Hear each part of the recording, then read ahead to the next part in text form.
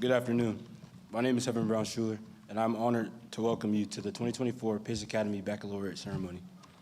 Pace has changed the way I challenge life and the way I push through adversity. I came to Pace as a freshman, and I didn't love school, nor did I want to attend private school. Most teachers know how I spent my freshman year complaining. Just like in Mr. Grant's class. That was my first year taking Spanish. I don't miss that at all. But throughout these 4 years, it's been the people and the relationships that have helped me shape my new perspective. Pace challenged me to push myself and to take the hard class and to be comfortable being uncomfortable. Because of Pace, I know that I am more than prepared and successful to be for next year in college. I'm grateful for the opportunity to offer a prayer to my classmates in 2024. Join me in prayer. Dear Lord, give us strength when we are weak, love when we feel forsaken, courage when we are afraid, wisdom when we feel foolish, comfort when we are alone, hope when we feel rejected, peace, and when we feel turmoil. Amen.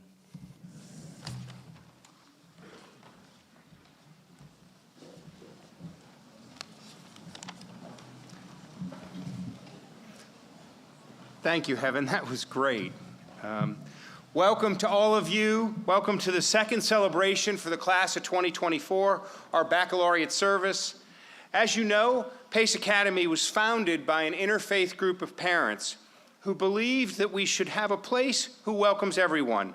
And with that spirit, as we come from many different faith traditions, we pause today to give thanks for this amazing class and for our school community. Our baccalaureate ceremony is punctuated by two amazing talks. First, I have the privilege of inviting Rabbi David Silverman, a close friend, and of mine and of Pace Academy. He will be properly introduced later in the program, but I want to offer my sincere thanks to Rabbi Silverman, who's been in service of Pace students for over 20 years, and I'm honored to call him a friend. 30 years. Oh my God, thank you. Wow, I didn't realize you were that old. Okay. Thank you, Rabbi.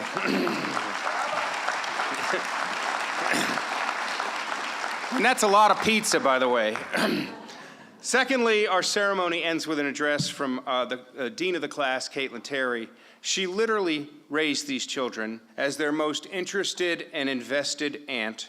And we're grateful to have her here today to send them off. As you know, she has recently become a mom herself, and I'd ask you to keep this a secret because I'm not sure we've advised the HR department of the break in her leave. Without further ado, we'll turn now to our scripture readings.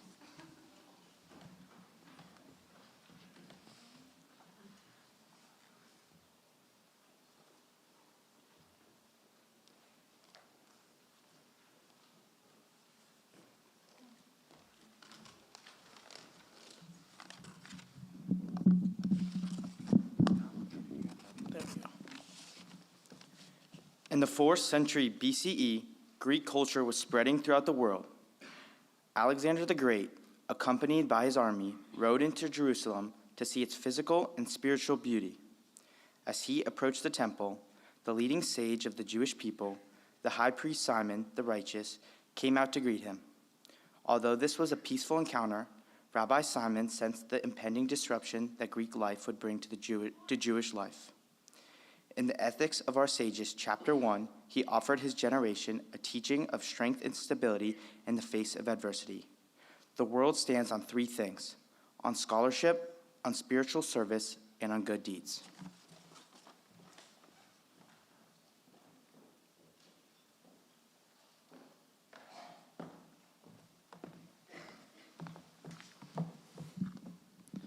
The words of the prophets in the Bible fall into 2 major categories.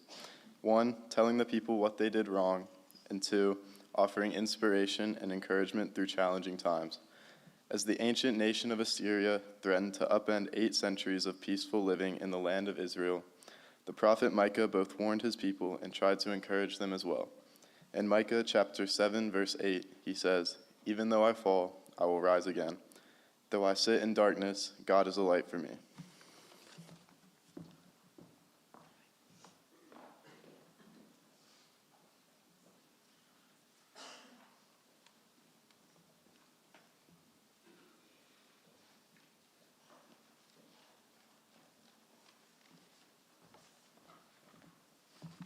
Good afternoon. It is my pleasure to introduce Rabbi David Silverman. Rabbi Silverman is the Dean of the Atlanta Scholars Kollel. The Kollel is a group of rabbis here in Atlanta who study the intricacies of the Talmud and Jewish law each morning, and then work in the larger Atlanta community to strengthen and encourage Jewish identity. Their presence can be seen in high schools, such as the work the rabbi does here, on college campuses at Emory, Georgia Tech, State, and UGA, as well as in corporate office buildings throughout Atlanta. Rabbi Silverman graduated Johns Hopkins University with a Master's of Science in Education and received his rabbinic ordination from Ner Israel Rabbinical College in Baltimore, Maryland. He is married to Julie, and they have 7 children and many grandchildren. When he is not studying or teaching, Rabbi Silverman enjoys juggling, playing ball, and meeting people in our amazing Atlanta community. I've had the pleasure and opportunity to spend time with Rabbi Silverman discussing lesser-known aspects of the Torah and how they relate to our day-to-day lives. He somehow managed to always save us from a questionable salmon meal with the best, greasiest pizza in Atlanta. Rabbi Silverman has taught me, along with my peers, a great deal of unexpected wisdom concerning the Torah. One example of this is on Tu B'Shvat, the Jewish celebration of trees. Rabbi Silverman discussed with us how not only is the holiday an opportunity to reflect and plant new trees, but also a chance to think about our roots and how our Jewish community has changed throughout history. It gives me great pleasure to introduce Rabbi David Silverman.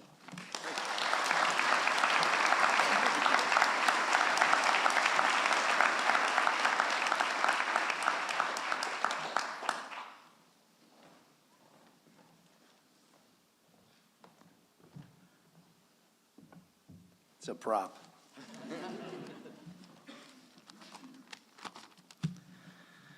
Thank you. Thank you for inviting me back, Fred. I'm very grateful. I think I made the short list this year because the last time I spoke very shortly. As was mentioned, I've been coming to PACE for about 30 years, doing a lunch group with Jewish and non-Jewish students who are interested to come and interact, talk about Jewish tradition, Jewish life, life in general, spirituality.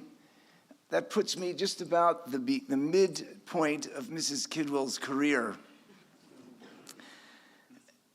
You are all very fortunate, seniors. You're quite fortunate. You come to school in a very supportive and caring environment.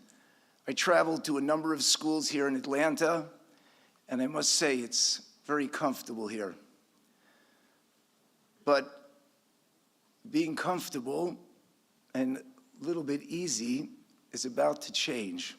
As you head out into the next stage of your life, you'll be confronting some challenges, new situations, new environment. I want to address a little bit that challenge and what you might do to confront and deal with that challenge. The winds of change, stress, relationships, responsibilities, decision-making, technology, they all make it very challenging and difficult to remain balanced and centered. To you, I want to say that I think schoolwork, your workload, even when you get into the professional world, and social relationships will not be your greatest challenge.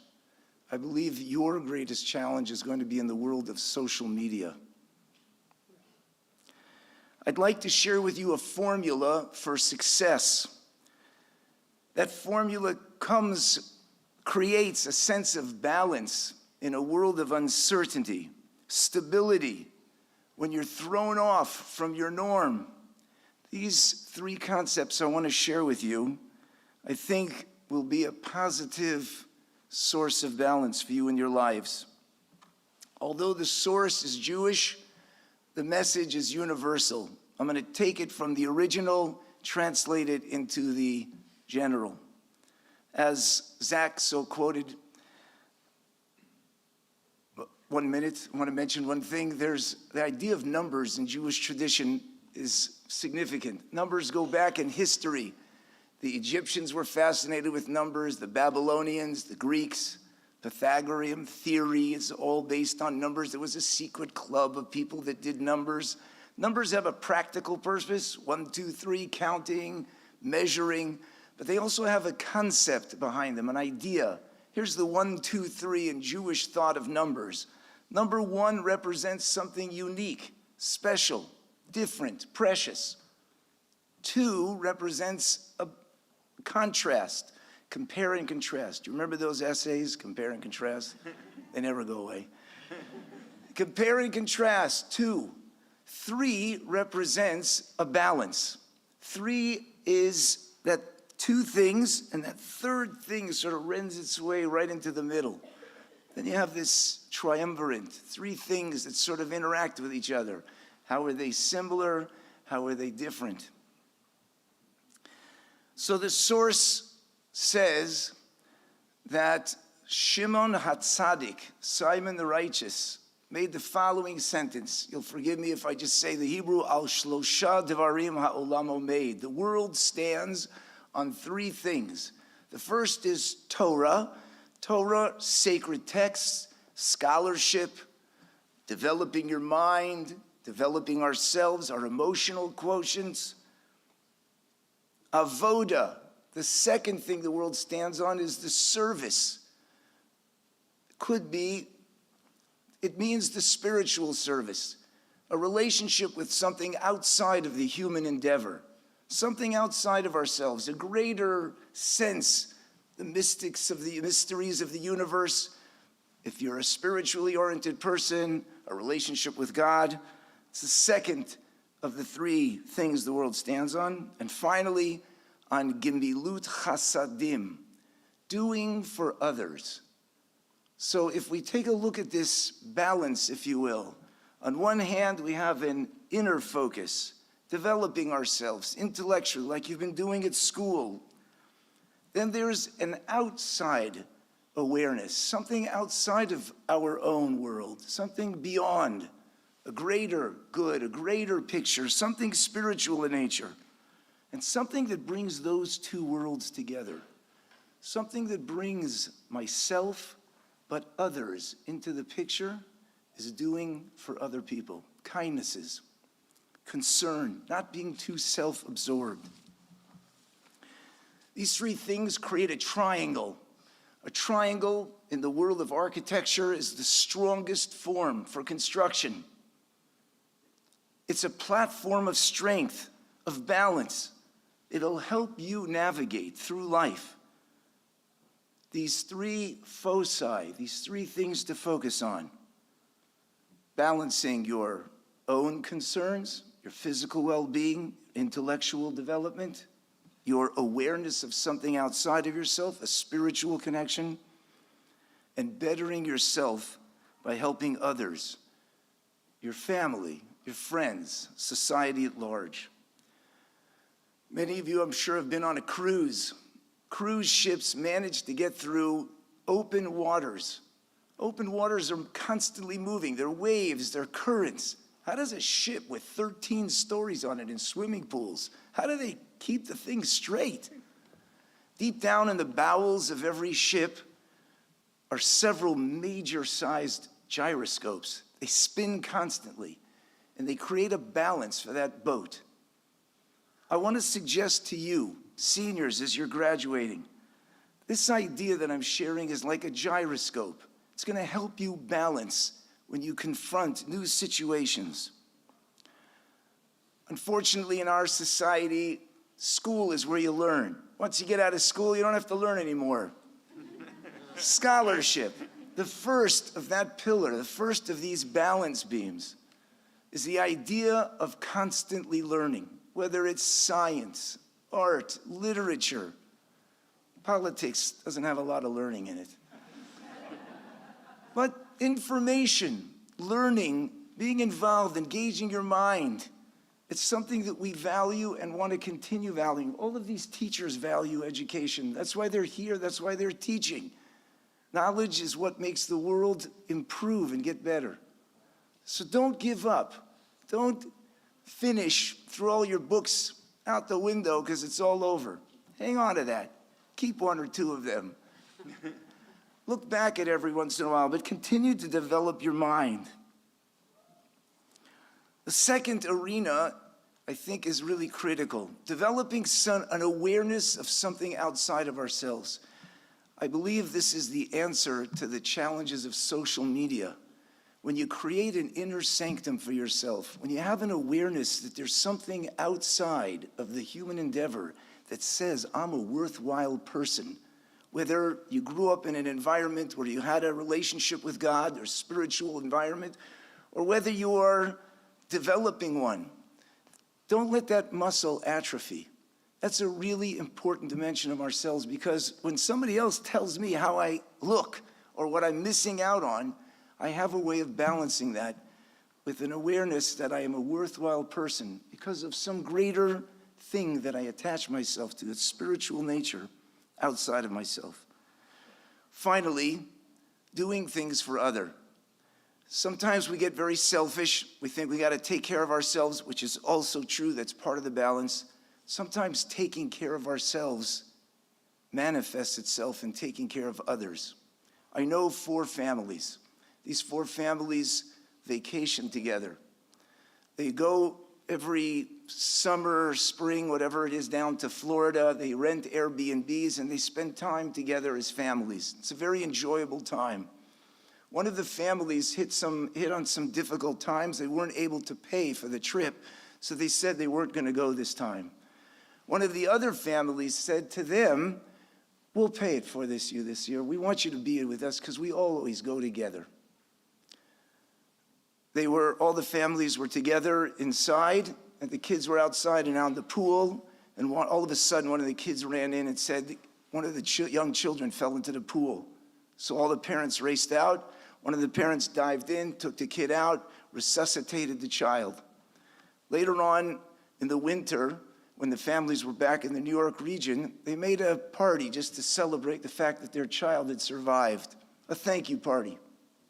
They wanted to thank God for their child having survived. The father got up and said the following: when we were supposed to go together, one family couldn't come, and my wife and I decided that we were going to pay for that family to join us. The family that we paid for is the family that had the EMT who saved our child. Doing for others really helps ourselves, just illustrated by that story. Let me share with you the second quote. The second quote is one of resilience, something that many people, adults, older people, like with gray beards, say about you that you don't have so much of. Resilience is when you get hit by something. You get bummed out. Something happens, it throws you off, and you got to straighten yourself out, and it's hard. So as Thomas expressed, a quote from Micah, these are all over the Bible, they're all over the internet. You can find a quote anywhere about balance. Micah said, I'm going to say the Hebrew again, Im nafalti, if I fall, kamti, I'm going to get up. All of you are involved in sports. I know you hear this all of the time. You get hit, you got to pick yourself up and go again. You missed it, you do it again. You failed, do it again. Keep practicing. This is not, you don't need me to tell you about this. This is really basic knowledge in the careers of very successful people. Their success is because even though they failed, they picked up and they tried it again, maybe a little differently, but they did it again. That determination, that inner drive, that's what Micah speaks of. If I fall, I'm going to get up again.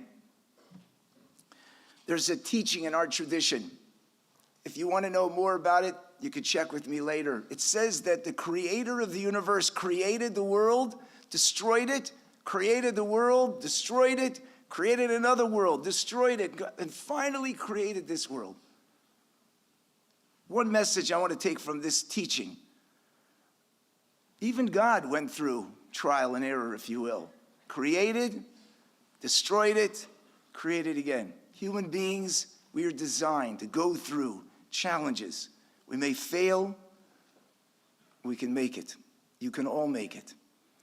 So just to summarize these 3 ideas, scholarship, self-development, spiritual awareness outside of myself. There's a value that comes that I know that's inherent in me. Thirdly, doing for others. They create a triangle that I believe is a strong basis for confronting life even when things get thrown off. Having that will and that determination to be resilient. I don't know if any of you are going to remember what I spoke about in a minute from now, in an hour from now, in days and months. But I promise you that you won't forget this. I'm going to take a triangle that I fashioned at home and show you how to balance it in life.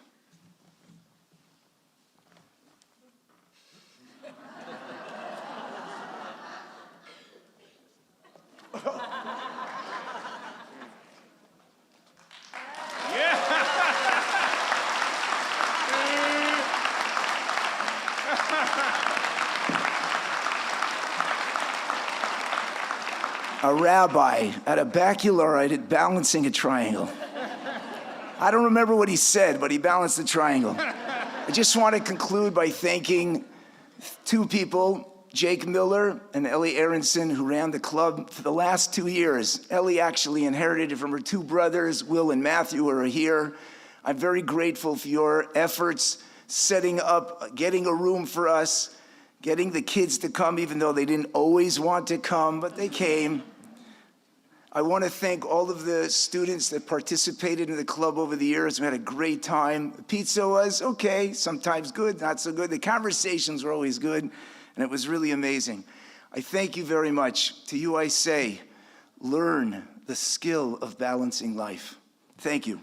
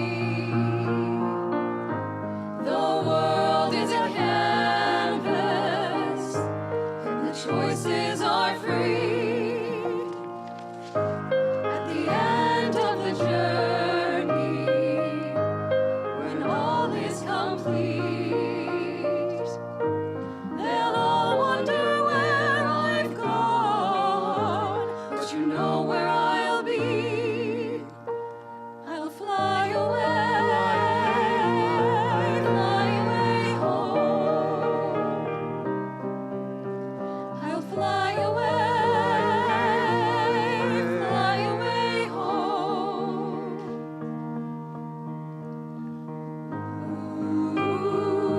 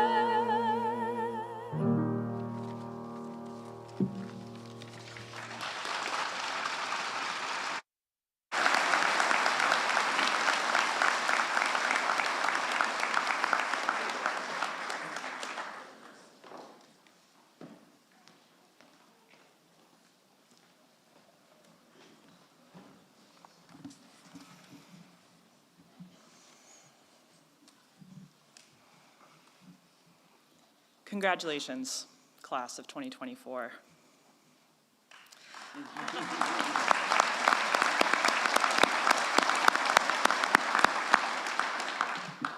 I would like to thank you all for being here today to celebrate and to support this class as they prepare to graduate.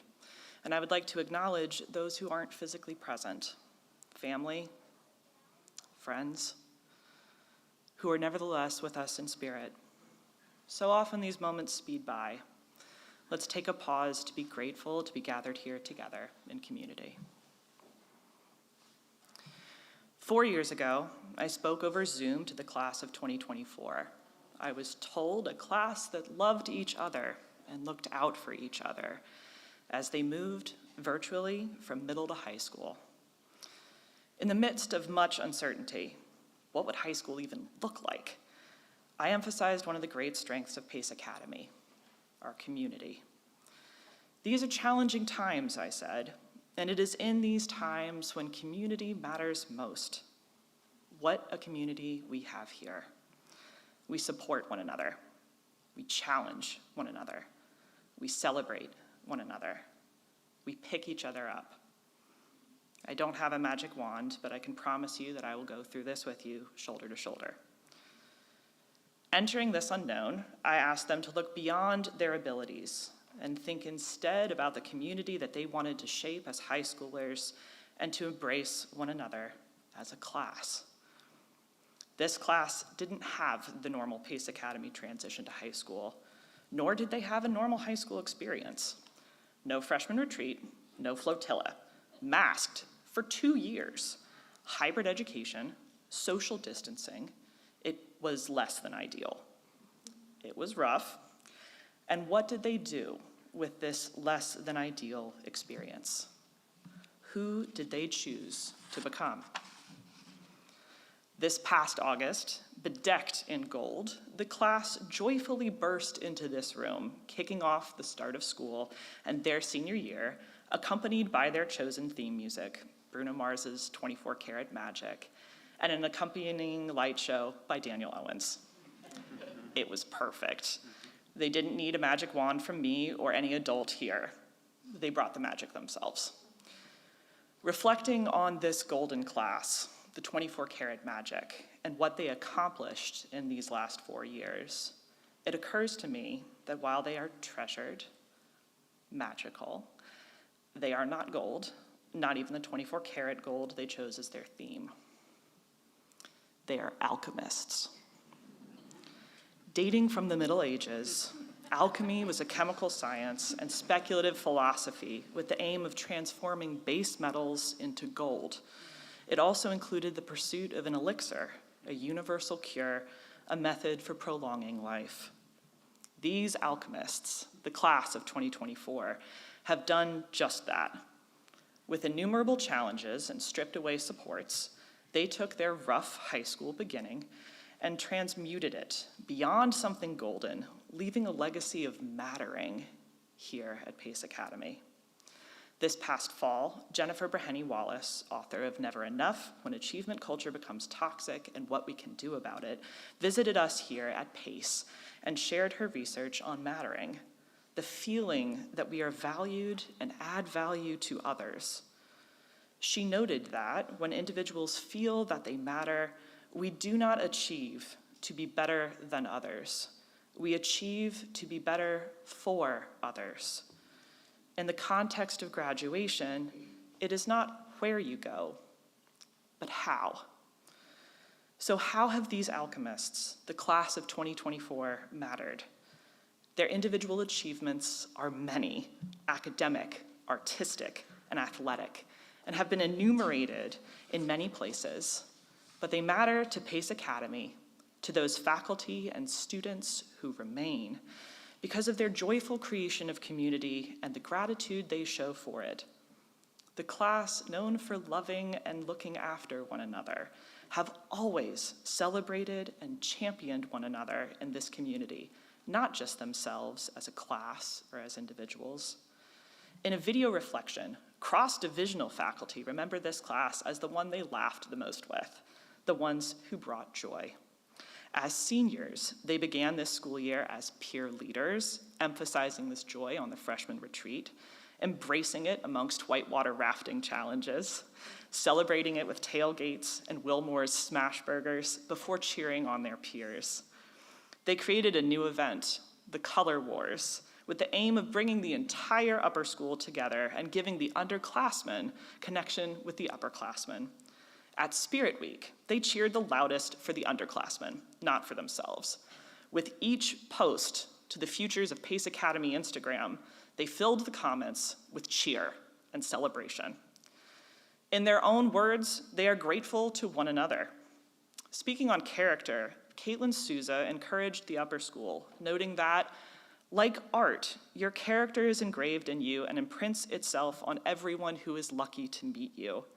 Like art, it remains even when no one is looking.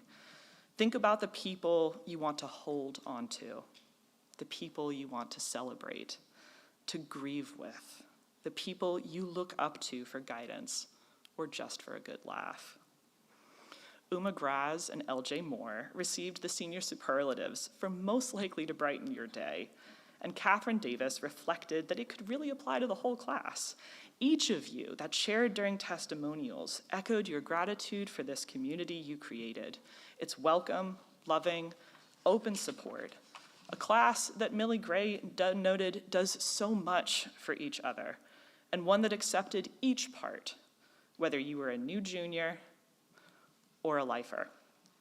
This class matters, and because of how they do, it makes their departure particularly bittersweet. But depart you must. There are new adventures that await, exciting learning experiences, and communities that will benefit and need your presence, and as Mr. Gannon said, your agape. Remember, if you ever feel uncomfortable, uncertain, or not entirely confident in yourself, remember who you are and what you have created here. You are alchemists. You are more valuable than gold. You are the transformer. You changed some of the most difficult experiences in our lives into ones of joy, welcoming, acceptance, gratitude, and love. As LJ said with his last quote on Gap Day, "Smooth seas never made a great sailor." You are ready for what lies ahead. If you ever need a reminder of this, of the transformative magic you wield, just reach out to anyone here today to remind you. My first year here at Pace, I wrote on the cover of my notebook a quote to remind me, especially in times of challenge, of my purpose. Introduced to me through my favorite TV show, Parks and Recreation, the character Leslie Knope states, "Teddy Roosevelt once said, 'Far and away, the best prize that life has to offer is a chance to work hard at work worth doing.' And I would add that what makes work worth doing is getting to do it with the people that you love." Thank you for making the last 4 years work worth doing. I love you, my alchemists. We love you, class of 2024. Farewell.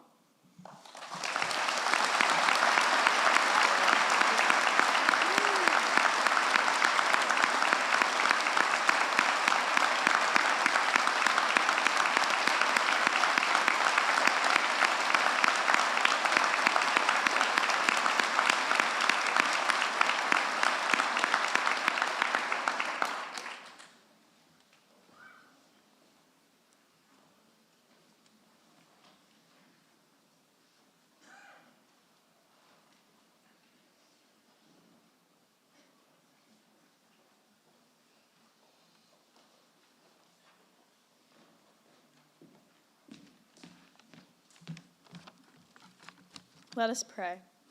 Dear Lord, as we conclude our time together, let us reflect on our shared experiences, the knowledge we have gained, and the friendships we have made here at Pace. Please bless and guide us as we reach this milestone and embark on new beginnings. We thank you for the leadership, faculty, and staff who supported us through difficult times. May God continue to bless this community, granting strength through our academic preparation and the values we have embraced. Let the spirit of achievement and excitement we've shared today inspire us as we move forward. May you bless us with the wisdom to face challenges with resilience and the vision to find opportunities in adversity. May we embrace the future with open arms and enthusiasm. May we find love and support in one another on our journeys ahead. And may your integrity be a gift to the world. May the Spirit of God be with you, and may you strive for excellence always. Amen.